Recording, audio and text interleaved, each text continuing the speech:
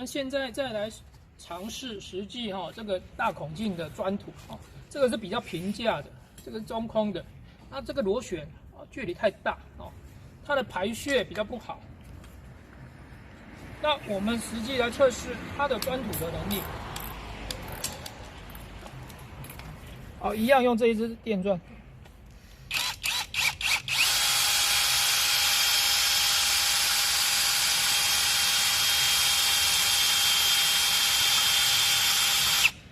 我们可以看到它这个距离太大，所以说它排屑能力太低了，比那个刚刚挖的那种排屑能力还不好。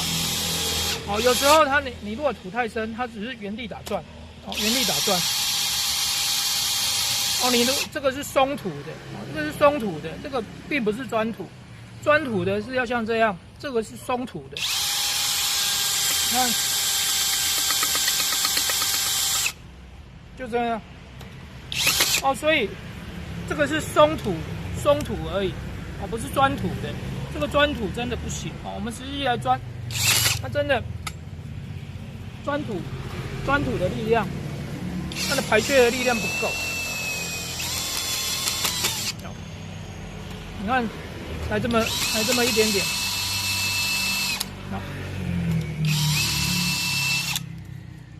你如果真的要把它钻到底，可能花费的时间跟那个排屑的速度比那个还低。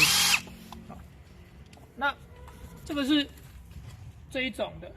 那另外我们还有特制这一种的，我们自己加工的螺旋钻头。它这个排屑的孔。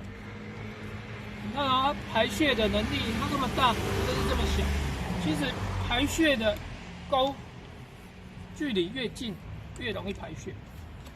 一样，我们用这一台电钻来尝试。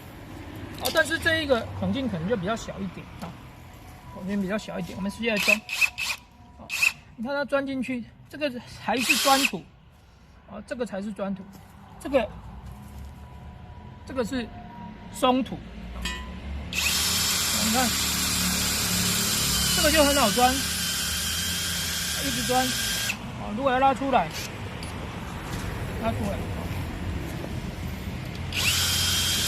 一下就可以钻到底。轻轻松松，小心点放，小心手被扭到。钻越深要越注意，我们把它拉出来。这个才是钻土。我们再钻一孔。压下去，点放，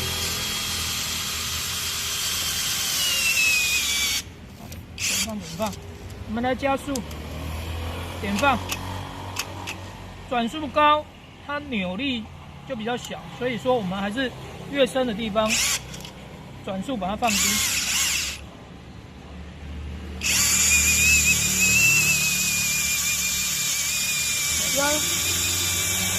轻轻松松。要拉出来的时候，我们建议空转一下，往上拉。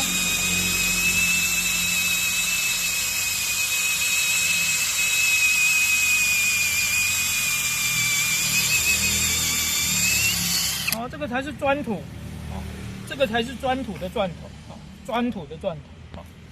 那这个有直径更大的，也有更小的。那长度。我们也有更长的，拭目以待。这个是钻土的。